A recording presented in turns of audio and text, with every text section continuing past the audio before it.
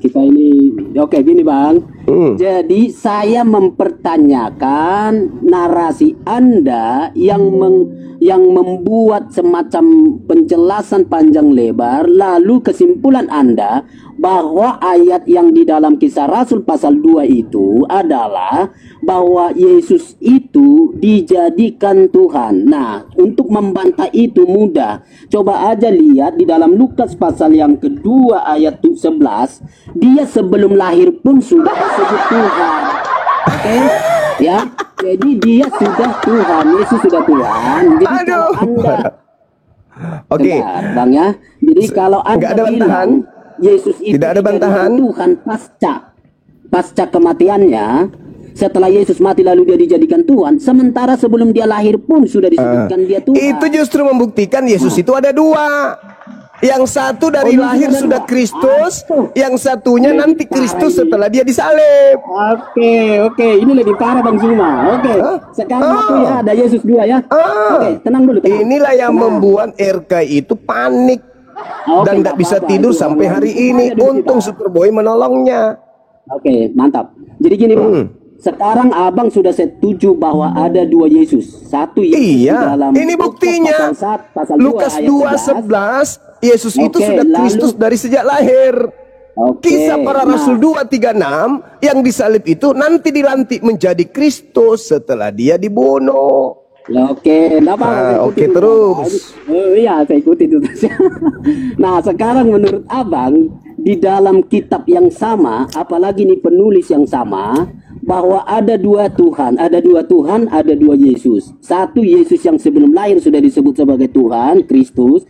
Nah, lalu satu lagi ada Kristus dan Tuhan yang dijadikan kemudian setelah dibunuh. Oke ya.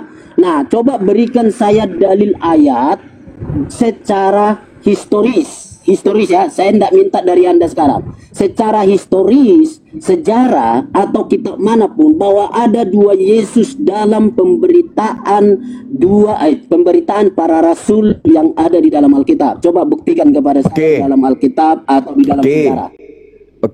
Sejarahnya begini.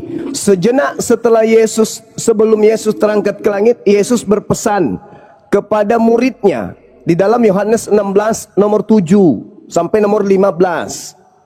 Adalah benar kata Yesus, jikalau aku pergi, sebab kalau aku tidak pergi, roh kebenaran itu, roh penghibur tidak akan datang. Maka aku harus pergi supaya roh kebenaran itu datang. Dan kalau ia datang, aku akan mengutus dia kepada kalian. Itu sebenarnya bukan terjemahannya gitu, itu tambahan lain. Nah, kemudian kata Yesus, aku harus pergi. Sebab kalau aku tidak pergi, penolong lain itu tidak datang. Jadi yang datang setelah Yesus pergi, penolong lain. Kita buktikan. Paulus ketika ke Damsyik, siapakah engkau Tuhan? Akulah Yesus. Loh, kok Yesus yang datang? Kok Yesus?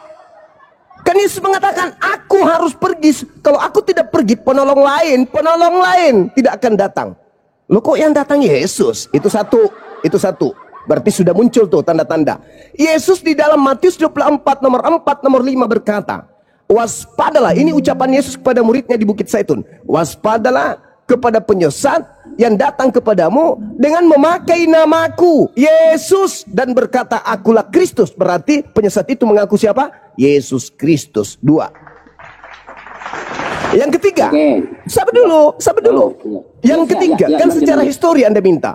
Lukas 21 nomor 8, Yesus berpesan kepada orang Yahudi, waspadalah kepada penyesat yang datang kepadamu dengan memakai namaku dan berkata, akulah dia, saatnya sudah dekat, jangan kamu percaya. Yang keempat, Yesus berkata dalam Yohanes 12 nomor 31 dan juga Yohanes 14 nomor 30, apa kata Yesus? Sekarang saatnya penghakiman akan dunia. Sekarang juga penguasa dunia yaitu iblis akan dilemparkan keluar.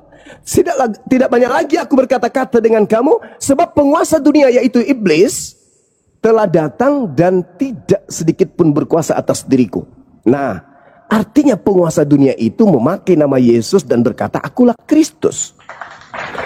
Sekarang Anda lihat di Kisah Para Rasul 2 nomor 36 tadi itu.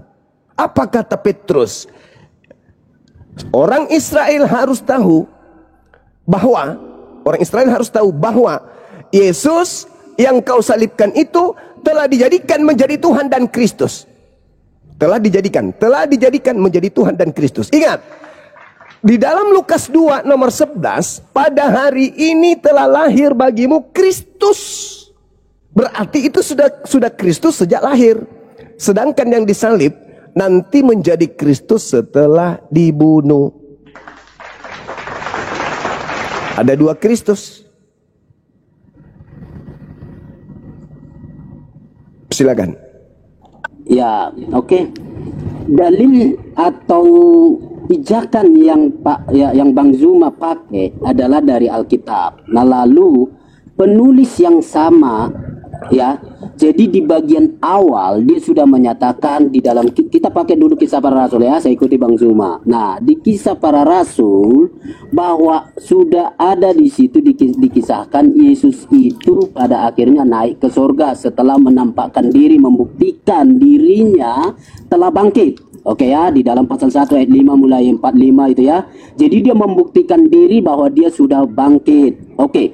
Nah, Yesus yang sama naik ke surga. Nah, lalu ketika dia naik ke surga, sebelum naik ke surga, dia mengumpulkan para rasul, murid-muridnya untuk jangan meninggalkan Yerusalem gitu ya. Lalu mereka menantikan janji Bapa. Nah, Petrus sebagai tokoh di situ adalah orang yang sama yang ikut di dalam menyaksikan kenaikan Yesus. Nah, lalu Petrus sekarang khotbah, itulah yang menjadi ayat sentralnya Bang Zuma tadi. Nah, lalu dari mana dalilnya Bang Zuma bilang yang dikhotbahkan Petrus yang bangkit itu yang juga dilukiskan oleh Lukas dan dia berada di dalam Injil Lukas. Kok bisa-bisanya sekarang cuma bilang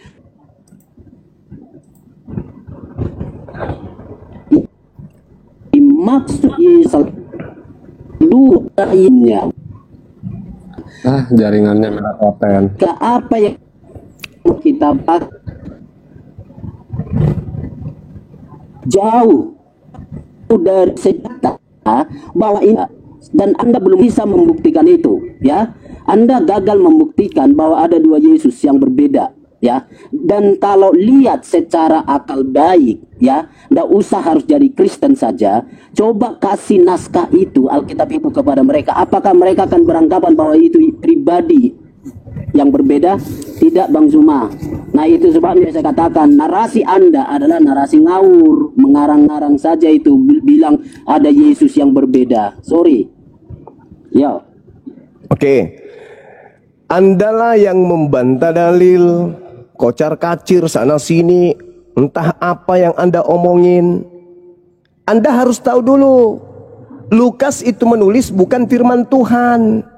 Yang ditulis Lukas itu hasil penyelidikan. Jadi kalau ada anta-beranta di dalamnya, ya wajar. Oh, Lukas bukan nabi, dia manusia biasa. Dia menyusun berita-berita yang dia dapatkan dari cerita-cerita tentang peristiwa-peristiwa yang terjadi. Theophilus yang mulia, banyak orang berusaha menyusun satu berita tentang peristiwa-peristiwa yang terjadi di antara kita, seperti yang disampaikan kepada kita oleh mereka yang dari semula adalah saksi mata dan pelayan firman. Karena itu, setelah aku menyelidiki segala peristiwa itu dengan seksama dari asal mulanya, aku mengambil keputusan untuk membukukannya dengan teratur bagimu, supaya engkau dapat mengetahui bahwa segala sesuatu yang diajarkan kepadamu itu sungguh benar. Ini buku karya ilmiah Lukas, dicatat khusus untuk seseorang yang bernama Theophilus, bukan firman Tuhan. Wajar kalau di dalamnya banyak cerita yang kontradiksi, kontraversi dan kontraindikasi. Ya. Sekarang Anda lihat, Anda susah untuk menemukan sebuah kelemahan di argumentasi saya. Kenapa? Saya berdalil, dalil saya jelas. Ketika dikatakan dalam Lukas 2 nomor 11, pada hari ini, jangankan disalib, untuk keluar dari tempat tidur aja Yesus belum bisa, karena baru lahir. Oke. Pada hari ini telah lahir bagimu juru selamat. Juru selamat. Iya. Kristus. Apa Iya. itu Kristus? Oke, baik. Sabar dulu, diam dulu. Jaringan Anda perbaiki dulu sambil mendengarkan. Pada hari ini telah lahir bagimu juru selamat, Kristus. Apa Kristus? Manusia yang diurapi Tuhan. Jadi terjemahan yang sebenarnya di situ adalah pada hari ini telah lahir bagimu manusia yang diurapi Tuhan di kota Daud. Hari ini. Berarti taruhlah tanggal 1, bulan 1, tahun 1. Tanggal Oke, 1, baik. sabar, saya belum selesai. Percuma pun Anda ngomong, tidak ada isinya. Anda ngomong, nggak ada fungsinya. Lebih baik Anda duduk cantik, ambil pulpen, catat semua yang saya sampaikan, habis itu syahadat. Hari ini tanggal 1 bulan 1 tahun 1. Tanggal 1 bulan 1 tahun 1 lahir Kristus di kota Daud. Nah, pada tanggal 1 bulan Desember 25 Desember. Sabar dulu. Saya analogikan supaya kalian paham, otak kalian susah, banyak dedaknya di dalam. Tanggal 25 Desember tahun 33. Bang Juma. Diskusi baik dulu. Kan? Karena begini. Aduh, gimana? Saya belum selesai, bonyok. Sok pintar, sok mau ngomong, tapi udah kau turun. Bukan Najis. maskermu itu, Sumbing. Loh, kok jadi emosi? Saya kesal karena saya belum selesai. Kalian menutupi kebenaran. Tanggal 1 bulan 1 tahun 1 Kristus telah lahir. 33 tahun kemudian ada orang dilantik, baru dijadikan menjadi Kristus. Sekarang ada berapa Kristus? Ada Kristus yang sejak lahir di tahun 1, ada Kristus nanti di tahun 33. Sekarang ada berapa Kristus? Kutimpuk juga pakai asbak mulut kalian nanti ya. Udah capek-capek aku ngajar, kalian tidak menghargai. Ini ilmu mahal, tidak diajarkan sama pendeta. Kalau pendeta ajarkan ini habis perpuluhan. Paham kalian? Ada berapa Kristus? Ada yang tahun 1 sudah Kristus. Nanti tahun 33 setelah keluar dari kubur baru Kristus. Ada berapa Kristus? Hah? Memang otak kalian ini penuh dengan dedak soalnya. Bebal. Makanya dikatakan sesat. Kenapa? Hal yang sudah valid, hal yang sudah terang, hal yang sudah lurus pun ingin kalian bengkokkan. Manusia kalian bengkokkan menjadi Tuhan. Tuhan kalian bengkokkan menjadi manusia. Itulah tabiat kalian. Tabiat sibilisisis. Iblis itu selalu membelokkan kebenaran. Itu pekerjaan iblis tuh. Dari sejak Adam dibelokkan. Makan, jangan makan, makan. Orang Tuhannya mengatakan jangan makan, iblisnya makan. Tuhannya mengatakan 2 Kristus, dia mengatakan satu. Bantah terus. Itulah tabiat iblis. Ya, sudah nyata datanya. Secara histori pun kau minta. Tahun 1 lahir Kristus. Tahun 33 ada mayat yang dilantik menjadi Kristus. Dalilnya lengkap pun. Lukas 2:11, hari ini tanggal 1 bulan 1 taruhlah tahun 1 telah lahir Kristus. Tahun 33 Yesus yang kau salibkan itu telah dijadikan menjadi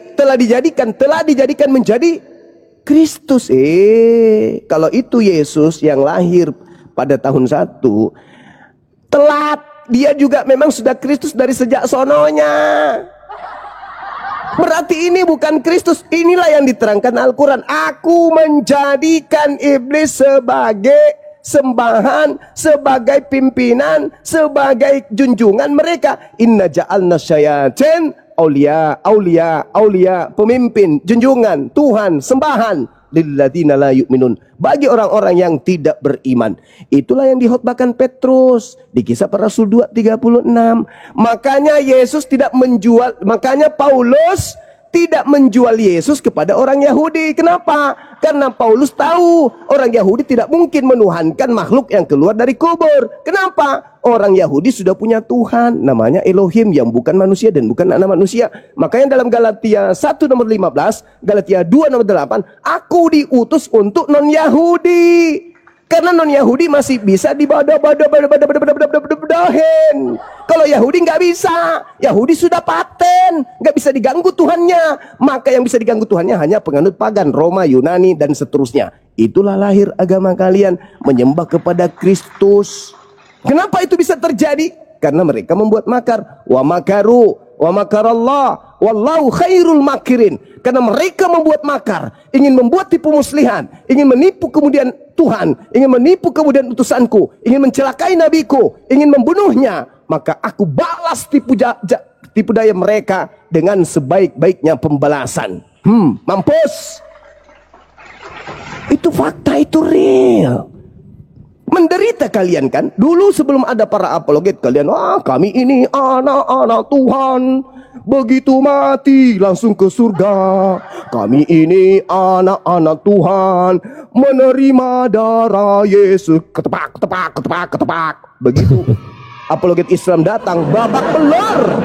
Yesus jadi musuhnya kemudian, Bible jadi musuhnya kemudian. Kenapa bisa seperti itu? Karena penyesat. Susah kalian ini. Data diambil dari Bible, Anda tidak percaya. Dibantu oleh Al-Quran, masih juga tidak percaya. Jadi sebenarnya kalian ini lebih syaitan daripada syaitan.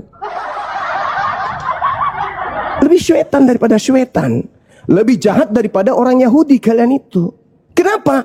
Orang Yahudi tegar tengkuk, merasa orang pilihan. Pada mereka dikasih kitab suci beruntun. Pada mereka diutus nabi berturut-turut. Wajar kalau mereka sombong, wajar. Lawang kalian bukan umatnya nabi, bukan pemilik kitab, bukan umatnya Nabi Musa, bukan umatnya Nabi Isa. Tidak ada nabi untuk kalian, tidak ada kitab suci untuk kalian. Tapi kalian sombongnya, naudzubillah, halilintar. Halilintar. Islam sudah datang. Siang malam umat Islam menggaungkan. Dari kuping kiri dihantam pakai Al-Quran, dari kuping kanan dihantam pakai Bible. Tetap bebal. Berarti kalian lebih zalim daripada orang-orang Yahudi.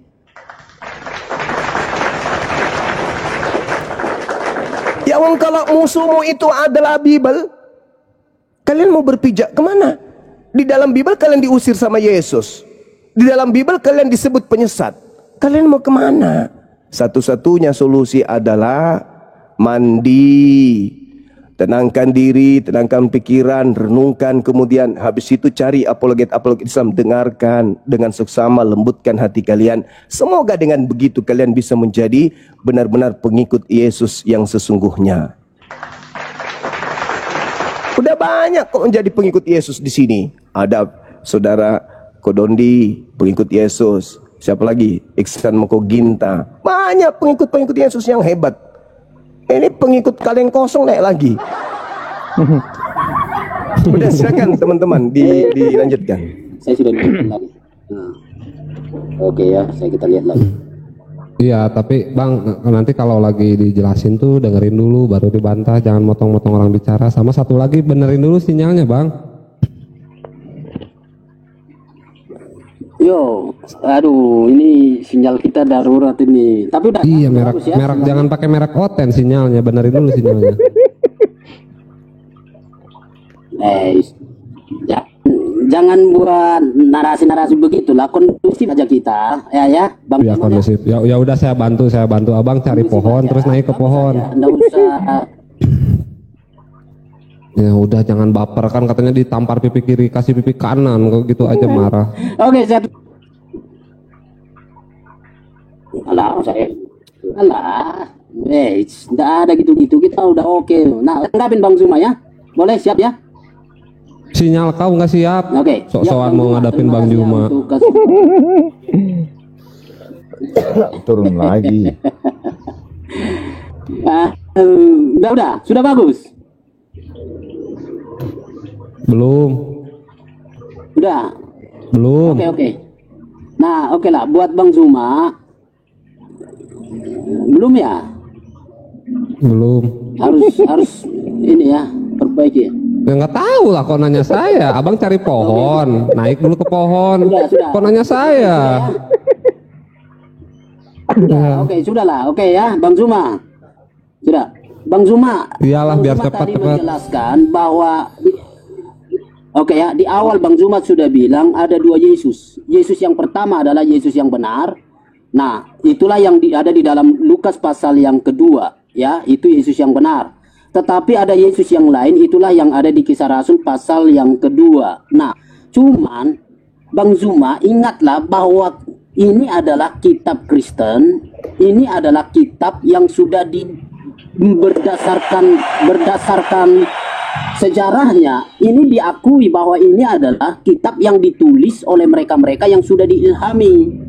Nah, lalu kenapa Bang Zuma mengatakan ada Yesus yang benar, lalu mengakui itu, tetapi di sisi yang lain dari kitab yang sama atau dari Alkitab yang sama tidak mengakui Yesus yang sebenarnya itu adalah sama orangnya. Jadi ada pro dan kontra dalam pikiran Bang Zuma, lalu Bang pilih, jadi memilih mana yang dia suka, lalu membuang Nah, atau itu membanting pokok mana yang dia kontra. tidak suka. Nah, gitu ya. Nah, itu sebabnya tolonglah hati-hati melihat satu naskah, satu cerita, satu penulis yang sama Bang Zuma. Lalu Jaringanmu konslet. penulis yang sama, ya, yang sama. Tapi Bang Zuma tahun yang kemudian semua Tiba-tiba kemudian kita yang nggak Hilang layar. dengar, nah, Bang, kita nggak ngerti kalau diskusinya pakai rohani, Bang.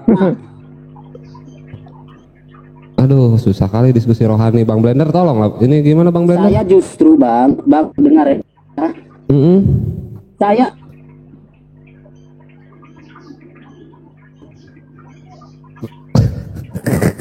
jangan dibuat framing terhadap tulisan atau kitab yang sudah ditulis di sana. Lalu di kemudian hari ada memframing itu. Oh ya Bang, tulis kisah saya paham, Bang. Rasul Ya. sudah Ya, saya paham, Bang. Di bawah dulu ya, Bang ya. maksud di situ. Jadi kalau Kasihan. Anda masih Ya, paham ngerti. Yuk next, yang lain. Bang Sel mau ditanggapi nggak? Coba ini ya, saudara siapa tadi, Paramex, dengarkan. Dengarkan saya ya. Kita berbicara mengenai agama di depan orang yang beda keyakinan dengan kita itu. Kita harus lebih mengedepankan bagaimana cara kita mengkanter, lalu kemudian memberikan attack terhadap lawan diskusi. Bukan cuman menguliti argumentasi, membalut diri kita dengan argumentasi yang justru memperlihatkan kelemahan. Karena kenapa? Dalam dunia debat, karena kami ini adalah mantan aktivis ya. Kita ini orang-orang yang sering berdebat ilmiah di kampus-kampus. Kalau berdebat seperti ini, yang harus kita utamakan itu adalah kerangka berpikir dengan kisi-kisi referensi materi yang kita bawa. Kita harus memperjuangkan kisi-kisi yang kita bawa. Referensi yang kita bawa itu harus runut. Harus runut di objek sasaran pesan kita. Nah, saya kasih kamu satu referensi awal untuk memahami Bible kau itu, bahwa Biblemu itu tidak layak disebut sebagai apa yang Anda imani. Contoh, ini Bible sendiri yang menumpahkan kemudian isinya. Di dalam Yohanes 1 itu, pada mulanya firman ini bla bla bla bla bla bla bla bla bla bla bla bla bla. Itu bukan ucapan Yesus. Di Yohanes 1 nanti muncul ucapan Yesus itu di data nomor 38. Baru muncul ucapan Yesusnya. Jadi Yohanes 1 sampai nomor Yohanes 1 nomor 1 sampai nomor 37 itu bukan ucapan Yesus. Di data nomor 38-nya baru muncul. Nah, kita kemudian pelajari. Kita lihat di dalam Yohanes 1 nomor 43. Pada keesokan harinya Yesus memutuskan untuk berangkat ke Galilea. Ia bertemu dengan Filipus dan berkata kepada Filipus, "Ikutilah aku." Siapa yang dipanggil? Filipus. Di sini kehancuran Bible. Kenapa? Karena tidak ada panggilan dari Yesus untuk Lukas. Yang dipanggil di sini Filipus. Poinnya di mana? Ya, Filipus diajak oleh Yesus ke Galilea ngapain? Kita selidiki lagi. Ketepak. Kita temukan di dalam Markus 1 nomor 14. Sesudah Yohanes ditangkap, datanglah Yesus kemana? Ke Galilea. Tadi Yesus memanggil Filipus kemana? Ke Galilea. Ngapain di sana? Memberitakan Injil Allah. Wow. Ternyata Yesus dan Filipus ke Galilea memberitakan Injil Allah, bukan Injil Lukas, bukan Galatia, Filipi, bukan Korintus, bukan Roma, bukan Efesus, bukan Yohanes, bukan Matius, bukan Markus, bukan Kisah Para Rasul, bukan. Ternyata Yesus dan Filipus ke Galilea memberitakan Injil Allah. Sampai di situ aja? Belum. Masih berlanjut. Di mana? Di Kisah Para Rasul. Nah, ini Kisah Para Rasul ini. Artinya, kisah murid-murid Yesus yang diceritakan oleh pewarta. Lukas mewartakan. Apa kata dia? Dalam Kisah Para Rasul 8 nomor 35. Maka mulailah Filipus berbicara dan bertolak dari nas itu. Filipus memberitakan Injil Yesus. Maka yang punya hak memberitakan Injil Allah, Injil yang diajarkan oleh Yesus adalah Tuan Filipus. Halilintar. Sekarang pertanyaannya, kalau kalian itu pengikut Yesus, tunjukkan Injil Filipus kepada kami. Karena Injil Filipus inilah yang diberitakan Yesus ketika dia di Galilea bersama dengan muridnya Filipus. Mana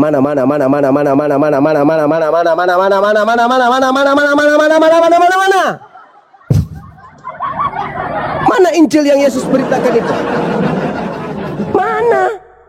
Mana Injil Filipus itu mana? Mana Injil kerajaan Allah itu mana?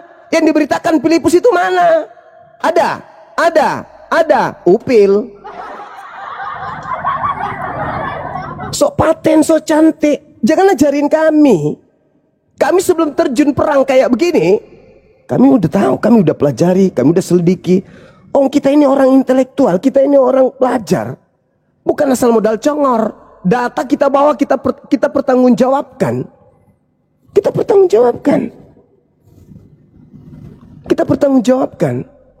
Tak ada kemudian kita bermodalkan iman, asal percaya, asal meyakini. Enggak. Data kita sajikan.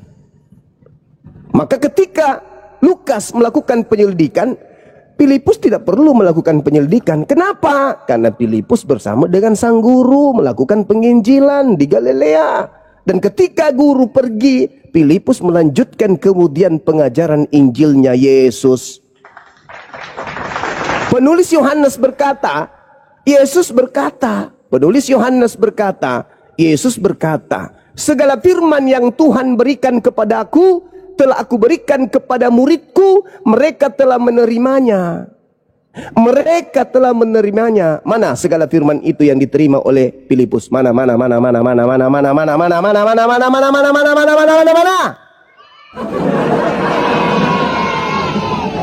Segala firman yang Tuhan berikan, yang Allah berikan, yang Bapa berikan, yang Elohim berikan kepadaku, telah aku berikan kepada muridku Filipus.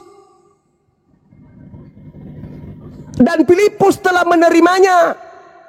Dan Filipus percaya bahwa Bapalah yang telah mengutus aku. Mana segala firman itu?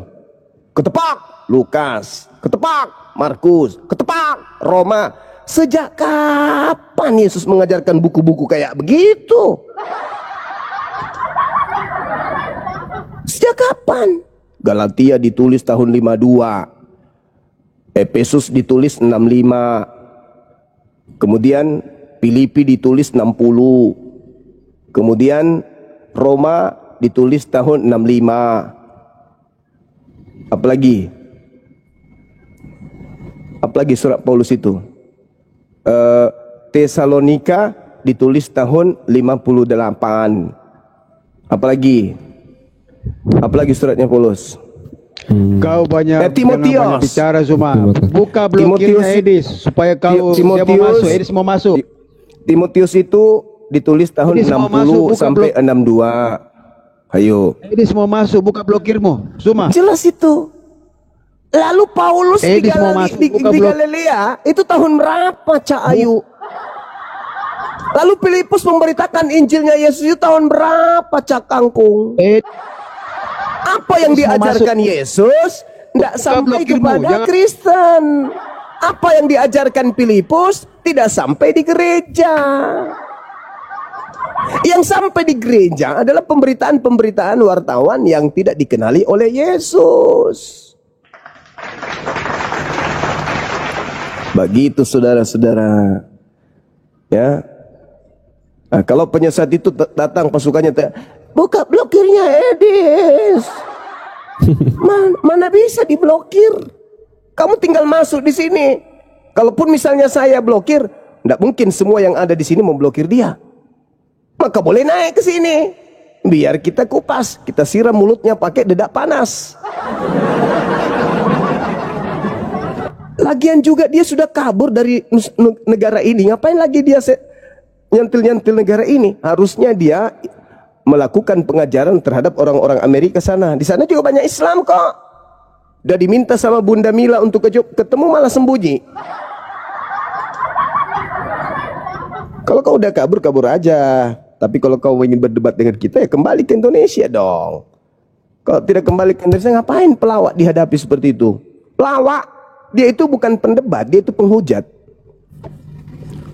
Saya kira begitu teman-teman. Silakan, kalau masih ada pasien, angkat ke sini, dudukkan di kursi saya, biar ikat tali, biar jangan lari. Silakan. Siap Guru Nda. Ini kita sapa dulu Bang Jerry, monitor. Selamat malam. Selamat siang. Bang, kurangin ehonya Bang, kayak orang kampung. Ya, Abang Muslim apa Kristen? Saya Kristen. Oke, ada yang mau ditanyakan? Iya, mau tanyakan kepada abang. Bang, agak dikecilin Bang, eho sama itunya Bang. Oh, sudah jelas ini. Oke, aman.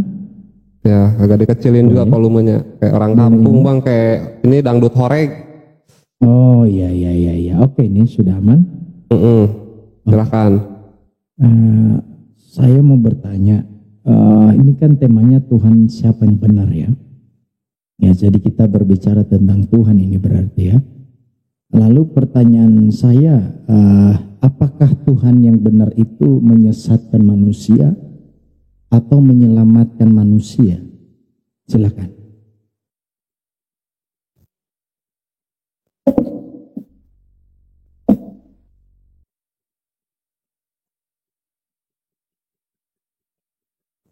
Guru Nda, Assalamualaikum.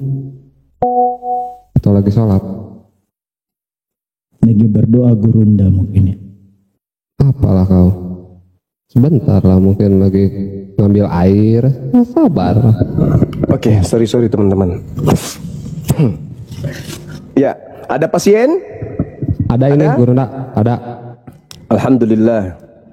Ya, gimana? Abangku, mau tanya abangku. Siap. Ini kan temanya Tuhan siapa yang benar ya. Siap. Jadi pertanyaannya, apakah Ya. Tuhan yang benar itu, Tuhan yang sejati itu bukan Tuhan palsu, yaitu dia mengkehendaki manusia itu diselamatkan, bukan dibinasakan atau disesatkan. Oke. Jadi pertanyaan, apakah Tuhan itu penyesat? Bukan dong. Tapi Tuhan itu memberikan dua jalan. Yang pertama jalan sesat, yang kemudian jalan benar. Al-Quran mengatakan, amtazul yauma ayyuhal mujrimun. Katakanlah kepada orang-orang kafir, berpisahlah kamu dari orang-orang mukmin pada hari ini, wahai orang-orang yang berdosa. Jadi Tuhan pencipta langit dan bumi itu menurunkan dua kaidah dalam hidup ini, yaitu baik dan jahat. Zalika bi anna alladziina kafaru taba'ul batil wa anna alladziina amanu taba'ul haqqa mir rabbihim. Jadi dua kelompok. Orang-orang kafir itu mengikuti yang batil, yang sesat. Dan sesungguhnya orang-orang yang beriman itu mengikuti kebenaran dari Tuhan. Maka Tuhan menentukan sesat, sesat, jahat, jahat, baik, baik, benar, benar. Tuhan memilih siapa yang sesat. Siapa yang sesat itu? Orang-orang yang sudah diajarkan padanya Yesus itu cuma nabi, dia cuma rasul, dia hanya manusia. Tapi dipilihnya, menuhankannya. Tuhan sudah memilih, hei jangan makan babi, tapi dimakannya babi. Tuhan sudah mengatakan kau harus ibadah sabat, tapi dipilihnya minggu. Orang-orang yang memilih sesat, maka dia ditetapkan pada kelompok sesat. Tidak mungkin orang sesat dimasukkan kelompok beriman. Orang beriman dimasukkan ke dalam kelompok yang sesat. Makanya dikatakan dalam Kejadian 3 nomor 15, aku Tuhan akan mengadakan permusuhan. Oke, baik. Oke, makasih Bang Juma. Berarti Tuhan yang mengadakan permusuhan. Tuhan yang menciptakan rasa permusuhan. Yesaya 45 nomor 7, akulah Tuhan yang menciptakan kejahatan. Oke, Bang Juma, saya tanggapi ya. Silakan. Thank you, luar biasa ya Bang Juma. Jadi begini abangku, pasti sesuai narasi yang saya dengar dari abang bahwa ketika Allah itu menyesatkan itu Allah palsu ya, betul ya Bang Juma ya? Tidak ada Allah itu menyesatkan. Iya, maksudnya kalau dia Allah menyesatkan itu Allah palsu ya? Allah tidak ada menyesatkan, Allah menetapkan yang sesat itu sesat, yang batil itu batil, yang benar itu benar, yang beriman itu beriman. Iya, maksudku kalau ada Allah yang menyesatkan itu Allah tidak palsu. Ada Allah menyesatkan. Allah menetapkan perkara, sesat itu sesat, beriman itu beriman. Oke, baik. Allah menentukan orang-orang sesat itu telah memilih sesat, orang-orang beriman itu telah memilih beriman.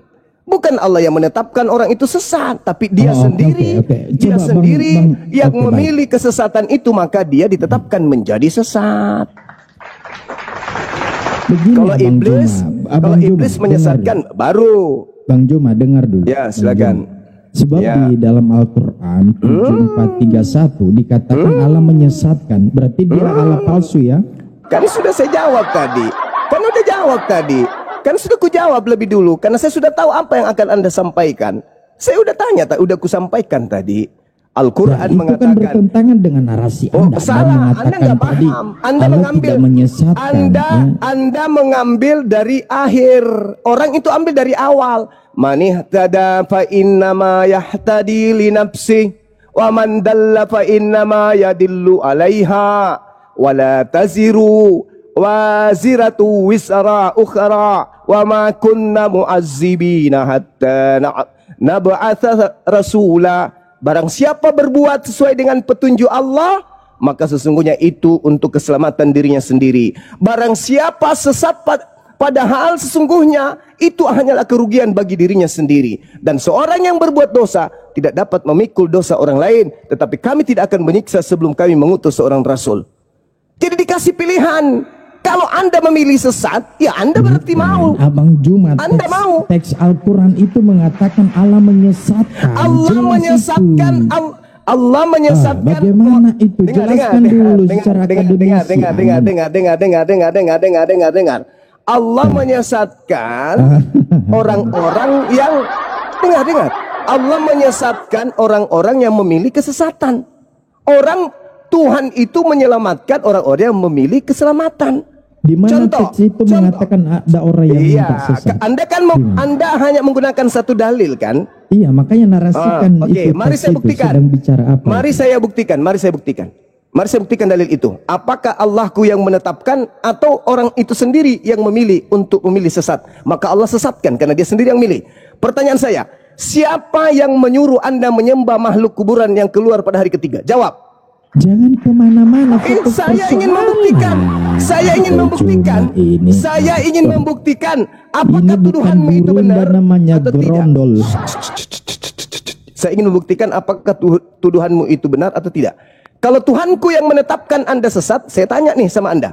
Siapa yang menetapkan Anda menyembah Yesus? Jawab. Kamu narasumber menjelaskan, bukan bertanya. Bingung dia kan? Bagaimana gerondol ini? Anda menuduh Tuhan saya kan Loh, menyesatkan, bukan padahal Anda menuduh, sendiri yang saya mau. saya Saya ulang lagi pertanyaan saya. Siapa yang menetapkan Anda menyembah Yesus?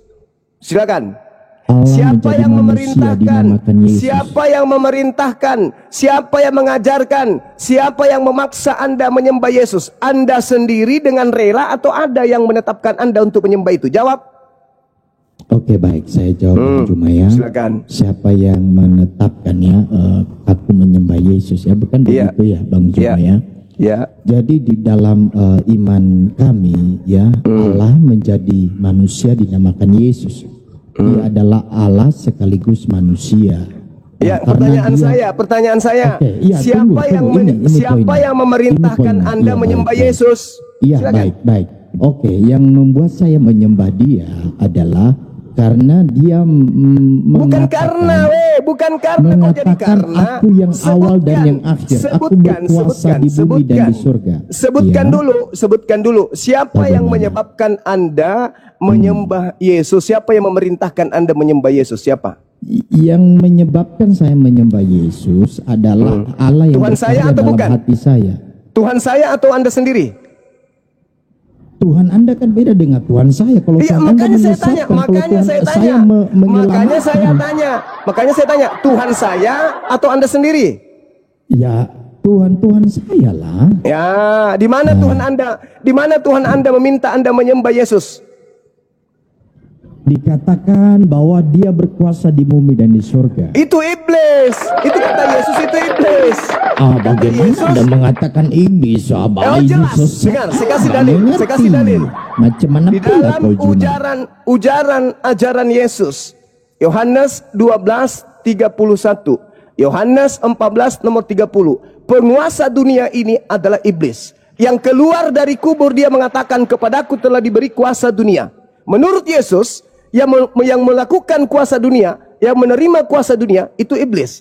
Pertanyaan saya, siapa yang mengajarkan Anda menyembah iblis? Tuhan saya atau Anda sendiri yang milih? Jawab. Oke, baik Bang Juma. Ya, saya jawab. Kan Ya. sudah saya bilang tadi, yang Ya. membuat saya menyembah Yesus itu karena Allah yang berkarya dalam hidup saya, sehingga saya bisa juga melihat. Dia Oke. kan mengatakan Berarti aku bukan yang awal Tuhan dan saya. yang akhir. Oke, sekarang gini. Beda. Sekarang gini. Tuhanmu Sekarang Tuhanku begini. beda. Kalau Tuhanmu Sekarang menyesatkan, begini. kalau Tuhanku menyelamatkan, bro. Sekarang begini. Iya. Berarti Iya. bukan Tuhan saya yang mengajarkan Anda menyembah Yesus kan? Iya. Oke. Betul. Sekarang kita buktikan. Apakah yang memerintahkan Anda menyembah Yesus itu iblis atau Yesus? Sekarang ingat, Tuhan saya nggak masuk ke situ. Tuhan saya nggak masuk. Anda sendiri Tuhan yang Anda mengakui. masuk. Tadi Tuhan Anda mengatakan masuk. bukan Tuhan saya. Tadi Karena katanya bukan Anda Tuhan tadi saya. belum menjelaskan bahwa Allah Anda menyesatkan, Anda ya.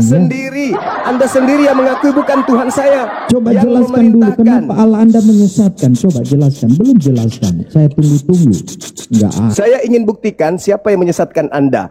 Anda sudah mengakui bahwa Tuhan saya tidak masuk ke situ. Bukan Tuhan saya yang memerintahkan Anda menyembah Yesus. Anda sudah buktikan itu tadi. Anda ucapkan itu tadi. Sekarang saya ingin Iya, buktikan. kita beda Tuhan, bro. Tunggu. Sabar. Jangan dibingung. Sabar. Makanya Tuhan, diam. jangan Kalau saya berbicara, Anda diam. Nanti kalau Anda berbicara, saya diam. Oke? Oke ya? Oke, dengarkan. Tenangkan diri Anda, dengarkan. Anda mengatakan Anda menyembah Yesus bukan karena Tuhan saya. Oke, berarti Tuhanku sudah di luar garis. Sekarang saya ingin tahu.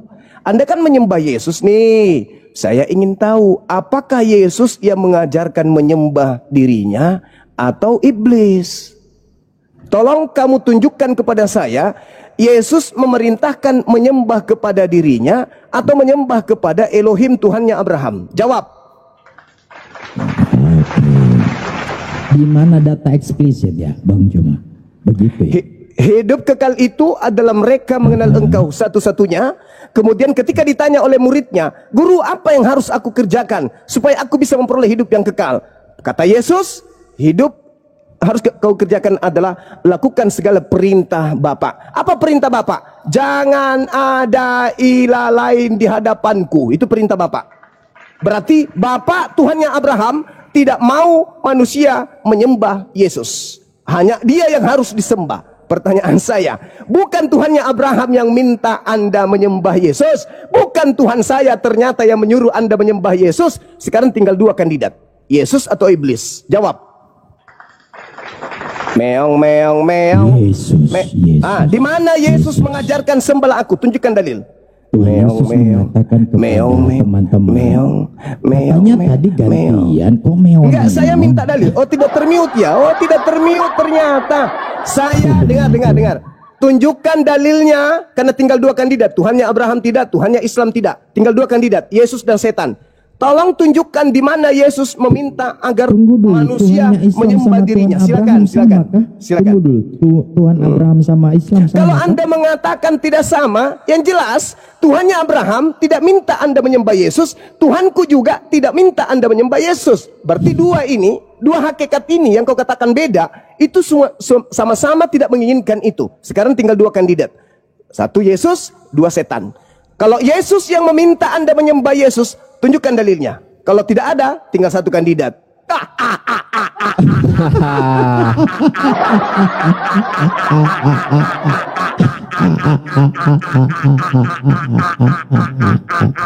Sudah Bang Juma, jangan ke anak SD. Tunjukkan dalil.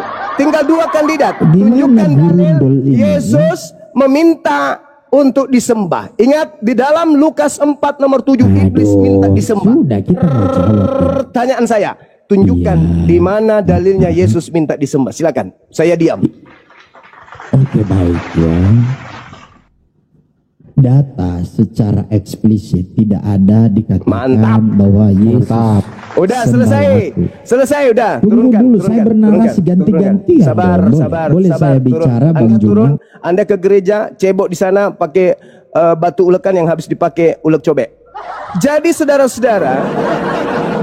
saudara-saudara, Oten tadi, penyembah makhluk yang keluar dari kubur itu sudah membuktikan bahwa sembahan dia sendirilah yang menyesatkan dirinya. Pencipta langit dan bumi yang dikenal oleh Abraham, Ishak dan Yakub dan yang dikenal oleh umat Islam tidak mengajarkan, tidak memerintahkan menyembah Yesus. Tinggal dua kandidat. Yesus ternyata tidak juga memerintahkan menyembah dirinya. Tinggal satu kandidat. Halilintar. Iblis berkata di dalam Lukas 4 nomor 7, wahai Yesus, ya paman, sembahlah aku. Kata iblis, Yesus, sembahlah aku. Kalau kau sembah aku Yesus, maka segala kuasa langit dan bumi dan beserta kemegahannya akan aku berikan kepadamu. Halilintar. Sekarang Oten tadi, pemakan dedak tadi, terbukti meludah ke atas, ludahnya kembali jatuh di jidatnya sendiri. Ternyata dia menyembah penyesat. Ternyata dia menyembah setan. Tuhan Abraham tidak, Tuhannya Ismail tidak, Yesusnya tidak. Tinggal satu, iblis. Nah, Yesus mengatakan waspadalah kepada penyesat yang datang kepadamu dengan memakai namaku dan berkata, akulah Kristus. Berarti betul pada hari Minggu mereka berkongko-kongko ke rumah ibadah mereka. Tidak ada perintah Tuhannya Abraham, tidak ada perintah dari Tuhannya Islam, tidak ada perintah dari Yesus. Lalu siapa yang membisikkan mereka ke gereja hari Minggu kompak begitu? Siapakah dia? Pembisik dari alam kegelapan. Siapa yang datang membisik? Sang pembisik kejahatan. Kompak segitu sedunia. pada hari Minggu kompak. Yesus tidak pernah mengajarkan ibadah Minggu, Tuhannya Abraham tidak pernah mengajarkan ibadah Minggu, Tuhannya umat Islam tidak pernah mengajarkan ibadah hari Minggu, Yesus tidak pernah mengajarkan ibadah hari Minggu. Kok mereka kompak hari Minggu? Siapa di balik semua itu? Oke, saya kira udah terbukti ya teman-teman. Cukup bagi kita untuk mengkarungin, ya, membuat orang masuk karung goni. Tujuannya menghujat, ternyata kena dijidat sendiri. Silakan. Syukurlah. Ada selesai nih. Ya Bang Si, monitor. Selamat siang. Selamat siang. Muslim apa Kristen Bang? Nggak jelas agama saya, Bang. Oh ya, di bawah dulu ya Bang ya. Terima kasih.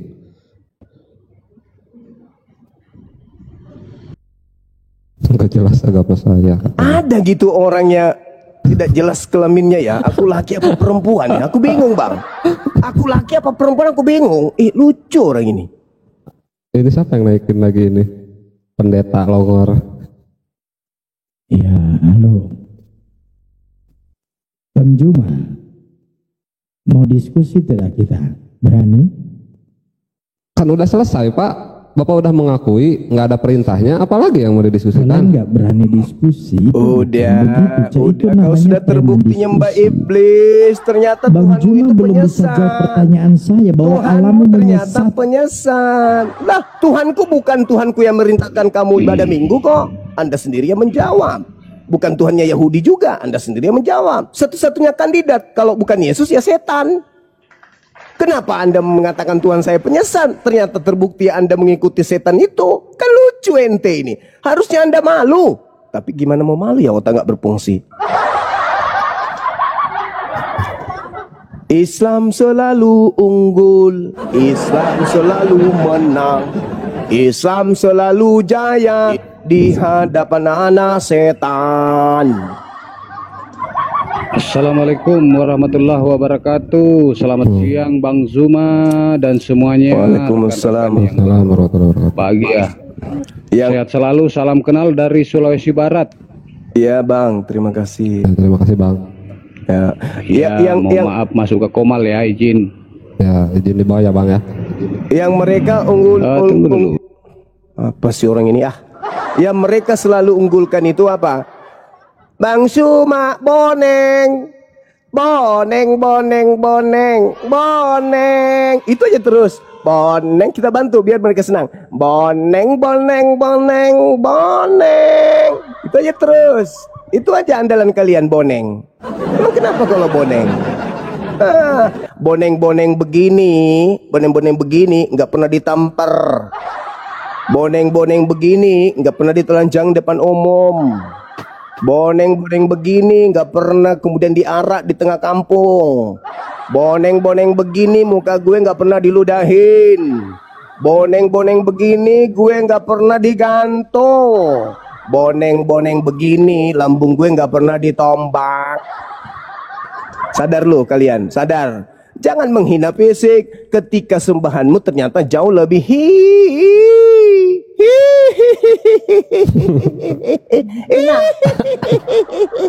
berhenti menghina fisik.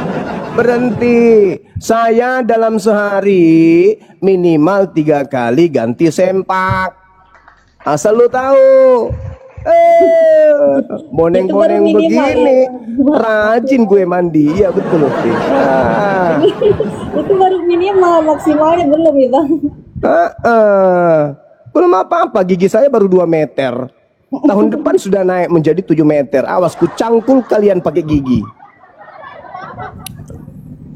Jelek-jelek begini rajin mandi gue daripada lo sampai sekarang nggak pernah mandi, menggantung aja terus.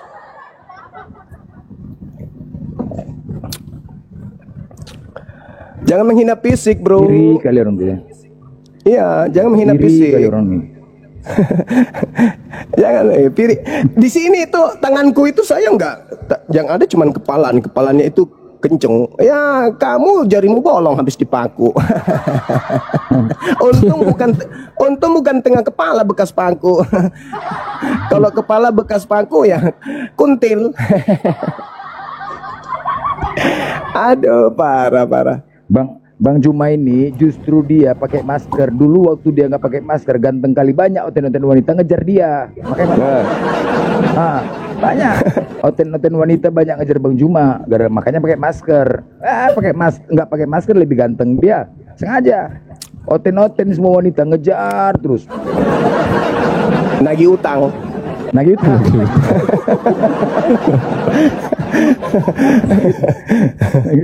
Allah Akbar. Nagih janji maksudnya, abang janji nikahin aku, buktinya kagak. Katanya abang janji kalau aku udah syahadat, katanya abang mau nikahin aku. Apa jawabannya Bang Suma? Maaf, aku bingung soalnya yang kusahadatin perempuan itu udah lebih 3.000 orang. Bingung aku mau nikahin yang mana. Udah 3.000 aku janji nikah, yang penting syahadat. Udah 3.000 yang syahadat hanya untuk mau nikah sama aku. Bingung aku jadinya. Allahu Akbar. Masya Allah. Masih mau kita datang besok. Peta Lempu, Assalamualaikum. Salam perjuangan Kanda. Waalaikumsalam warahmatullahi wabarakatuh. Dinas Siapa yang bilang adik saya dibopeng? Gantengnya minta ampun kok. Ai golai sih macolok Indonesia. Besok baru naik. Oh, jadi masih di kota ini. Kenapa nggak minta dinas dalam kota biar tiap hari kita ngopi? Enggak. Enak di atas. Mantap di atas. Iya sih. Sama di Bolang itu. Kalau di atas kan iya kan, betul. Kita di gunung memang itu enak. Cuman saya ini Kanda, 2 pekan ini saya tidak naik gunung karena saya diancam terus nih. Ada yang mau kasih terburai usus, mau potong leher, aduh segala macam lah ancaman-ancaman itu. Berani lo. Berani. Ya antisipasi aja.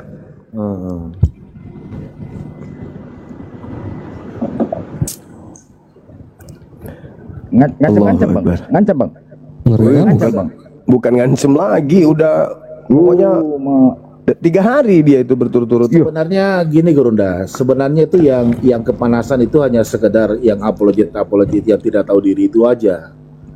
Tapi sebenarnya kalau kaum awam yang ada di saudara-saudara kita di Kristen, mereka tercerahkan sebenarnya.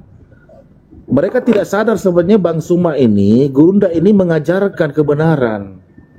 Daripada Anda dibodohin terus oleh bapak-bapak gereja.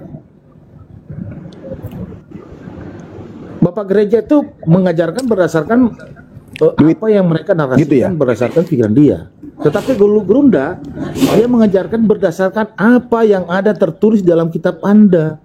Yang selama ini puluhan tahun Anda cuma simpan di atas lemari, kemudian 1 minggu dibawa ke hari Minggu, itu pun tidak dibuka. Justru dengan hadirnya Bang Suma ini harus berterima kasih kalian. Ngomongin diri sendiri ya, omong kosong. Saya nggak percaya kau ngomong itu. Adab dong Bang kalau naik Bang. Kau penomong kosong Suma. Kayak contoh seperti kalau kau benar, kau tantang Edis. Kalau kau benar, kau tantang Edis. Kau tantang Edis jangan bicara. kayak Kristen lah bang, orang lagi ngomong bang. Jangan dipotong-potong juga. Ya itulah, menandakan adab-adabnya mereka itu nggak ada. Naik-naik itu nggak punya rasa, tidak punya sopan santun, tidak punya tata krama. Begitu dibilang agama kasih. Sementara Gurunda ini berbusa-busa mulutnya tiap hari, tiap malam memberitakan kebenaran. Kalau Anda mau cermati apa yang dikatakan Mbak Suma dengan akal logika agar sehingga saudara dan seluruh apologet semua, Anda akan tersadar. Anda tinggalkan Kristen, Anda mungkin ateis ataupun Anda masuk Islam. Bukan begitu Gurunda kira-kira? Benar Kanda, benar. Ya iya. Karena kita sayang sama mereka. Kalau nggak sayang ngapain? Lawang jaminan surga di kita sudah ada kok. Kita sudah mewarisi surga Firdaus kok kata Allah Al-Quran surah Al-Mu'minun. Cuman karena kita sangat sayang loh. Karena kenapa? di kehidupan kekal nanti kita akan teringat mereka. Dulu ada teman saya namanya si Martin, namanya Peter, Andrianus, Anus, Tandilin, Timing Kondok, Polok, Nadi Kekeasu, kan gitu. Ada teman-teman kita nanti ketika di kehidupan kekal, dulu kita pernah ngopi loh sama mereka. Kemana dia sekarang ya, di neraka? Kekal, kangen ingin jumpa meskipun beda akidah. Nah, supaya itu terjadi, kita ajak mereka, mumpung mereka pasang badan, beritakanlah Bible ke seluruh makhluk, jadikanlah seluruh manusia jadi pengikutku. Anda mau menjadikan kami sebagai murid makhluk yang keluar dari kubur? Itu perintah, harus, wajib. Iya bang, karena itu amanat agung. Oke, tapi tolong terangkan dulu kepada kami, siapa dia yang keluar dari kubur ini? Kami nggak mau asal-asal ngikut. Terangkan dulu, siapa yang keluar dari kubur hari ketiga itu, sebelum kami jadi muridnya. Jangankan berbicara mengenai akidah, orang datang di rumah kami bawa sesuatu, pisau, kami harus tanya, ini pisau apa, ini fungsinya apa, terbuat dari mana, apa kegunaannya. Kami tanya, apalagi berbicara mengenai akidah. Enak aja kau mau menjadikan kami sebagai muridnya. Emang dia siapa? Tuhan. Oh, Tuhan sudah ada sebelumnya, kau telat. Sebelum dia keluar dari kubur, Tuhan itu sudah ada. Mau jadi apa lagi kita ini? Ya terangkan. Maka kita sampaikan, karena ada juga perintah dalam Al-Quran. Ud'u ila sabili rabbika bil hikmah. Itu perintah. Ya ayyuhan nas, inni rasulullahi ilaikum jami'a. Belum lagi tugas kita adalah membersihkan Nabi Isa dari orang-orang kafir. Ya kita dialog, karena memang itu misi. Belum lagi perintahnya, innalladzina amanu yuqatiluna fi sabilillah. Di seberang sana, di ufuk yang berbeda, di pasukan yang berbeda, mereka juga sedang berperang untuk membantu sibilis ISIS. Wa innalladzina kafaru yuqatiluna fi sabilit tagut. Nah, mereka berdiri di barisan iblis, kita berdiri di barisan orang-orang beriman. Lalu apa perintah Allah? Faqatilu awliya asyaitan. Perangilah saudara-saudaranya setan itu. Dengan cara apa? Berdialog, berdiskusi, mengurai data, berlogika, menyampaikan pesan, menjelaskan, menguraikan. Itu yang dimaksud, memerangi mereka. Ketika mereka datang mengajak kita menyembah kepada sesuatu yang keluar dari kubur, ya kita harus mengkanter. Kita harus melindungi akidah umat Islam ini. Karena satu hal yang perlu dipahami, saudara-saudara Kristen, kalian tidak akan lagi mau menggunakan metode awal. Opsi A itu sudah nggak laku dan kalian sadar. Apa opsi A yang dulu sebelum ada sosial media? Opsi A yang kalian lakukan adalah menggunakan Bible untuk memurtadkan orang. Sekarang sudah nggak laku opsi A itu. Kenapa? Karena umat Islam sudah lebih pintar Bible daripada kalian. Tidak laku, maka kalian menggunakan opsi kedua. Opsi B yang Anda gunakan itu. Apa opsi B itu? Berupaya dengan keras membuat umat Islam, khususnya generasi Islam, jauh dari Al-Quran. Itu karena kalau kalian mau menghantam kami pakai Bible, nggak bisa, karena musuh kalian Bible. Maka kalian menggunakan opsi cadangan. Apa itu? Membuat generasi Islam jauh dari Al-Quran. Itu opsi kedua. Kalau masih mengandalkan Bible nggak bisa, karena kami lebih paham Bible. Nah, opsi yang lain, opsi yang ketiga adalah mencari kemudian hadits-hadits lemah, hadits-hadits palsu, kemudian untuk kalian hantamkan ke generasi Islam. Tapi nggak main dengan kami, nggak ngepek maksudnya, nggak terasa gitu loh. Kenapa? Umat Islam itu memiliki beberapa benteng pertahanan. Yang pertama, ketika ente ingin mengajarkan kami Islam, ente kudu wajib ada ijazah. Ketika Anda berpura-pura menggunakan ijazah palsu, ente harus kami uji. Kredibilitas seorang yang memiliki ijazah kudu wajib bisa baca kitab gundul. Benteng kami berat, Anda langkahi, sulit.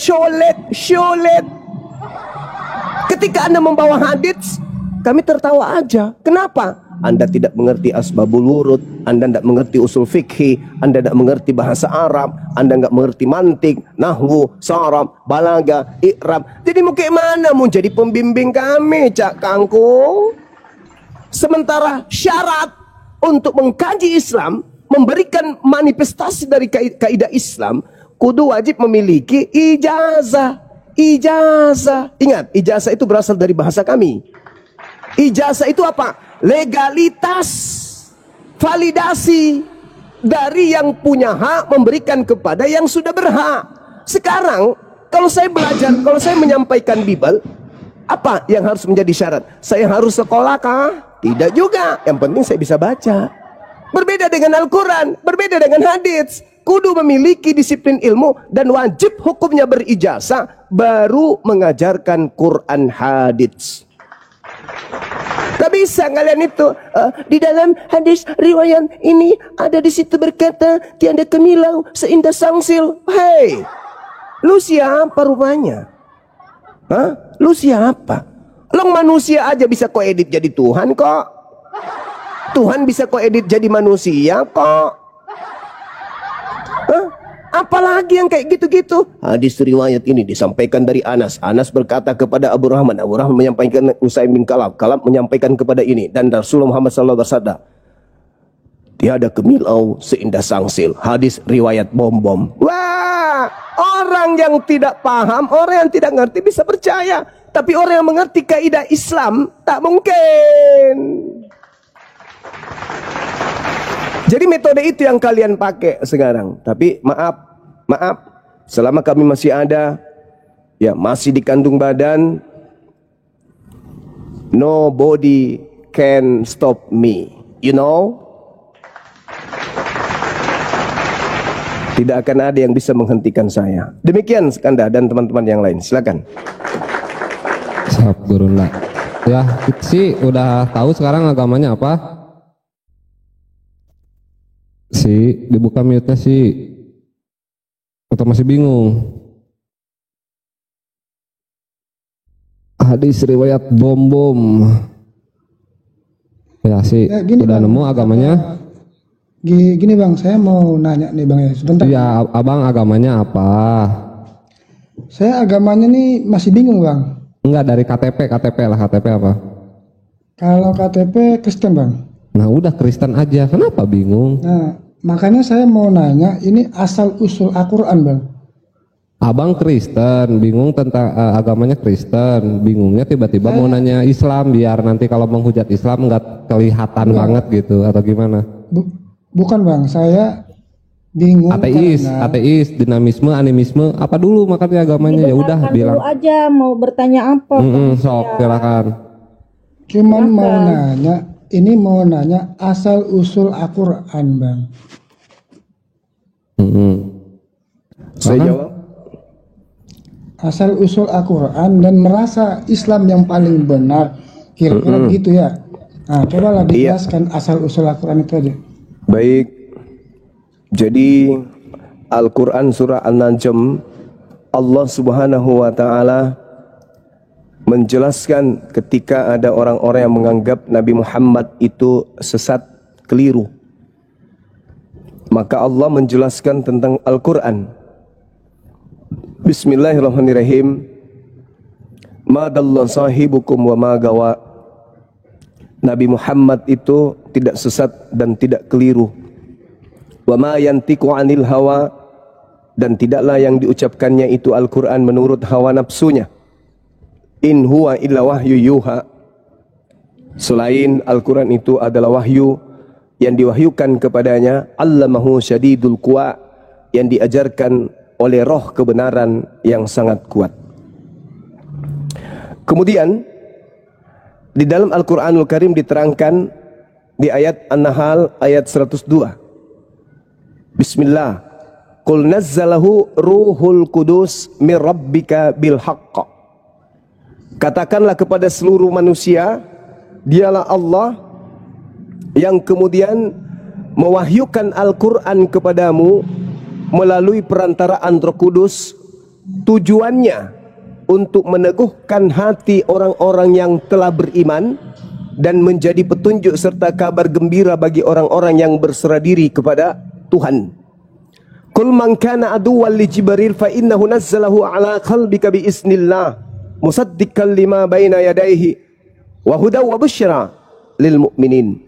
Katakanlah kepada manusia, wahai Nabi Muhammad, barang siapa yang menjadi musuh Roh Kudus, maka ketahuilah bahwa dialah yang menurunkan Al-Quran ke dalam hatimu dengan izin Allah, membenarkan kitab-kitab yang terdahulu dan menjadi petunjuk serta berita gembira bagi orang-orang yang beriman. Jadi asal usul Al-Quran adalah dari pencipta langit dan bumi yang dinusulkan melalui Roh Kudus, di mana Roh Kudus datang kepada roh kebenaran, yaitu baginda Rasulullah Muhammad sallallahu alaihi wasallam. Kalau begitu, Al-Quran ini berasal dari yang maha mengetahui, alim, maha mengetahui, sama, maha mendengarkan, basir, dan seterusnya. Artinya bahwa tidak boleh ada kesalahan di dalamnya, baik menurut ilmu pengetahuan yang cakupannya pendidikan, kedokteran, teknologi, itu tak boleh bertentangan. Kenapa? Karena kalau itu berasal dari Sang Maha Mengetahui, mutlak ilmu di dalam Al-Quran wajib hukumnya lebih tinggi daripada pengetahuan manusia. Jangan lebih rendah. Manusia sudah mengatakan 1 tambah 1 sama dengan 2. Di dalam buku itu masih mengatakan 1. Ilmu pengetahuan sudah mendapatkan keadaan di mana pencipta langit dan bumi ini maha sempurna, mutlak, tanpa kitab suci. Maka seluruh manusia yang berakal sehat akan mengatakan, yang menciptakan, yang menjadikan, yang mengadakan alam semesta ini pasti hakikat yang sempurna. Di dalam kitab suci, sebuah kitab suci mengatakan, Tuhan turun ke bumi, lalu nenen sama ibunya. Tertolak.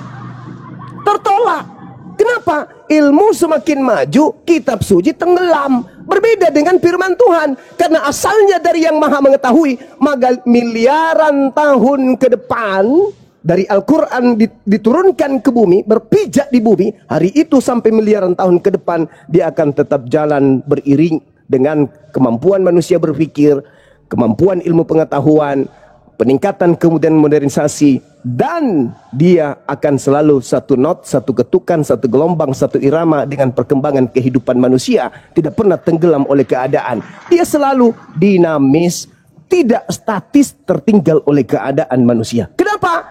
Kitab suci yang benar akan selalu menjadi pedoman manusia. Seperti apapun zamannya, secanggih apapun manusia, kitab sucinya akan selalu menjadi benteng utama. Itulah Al-Quran.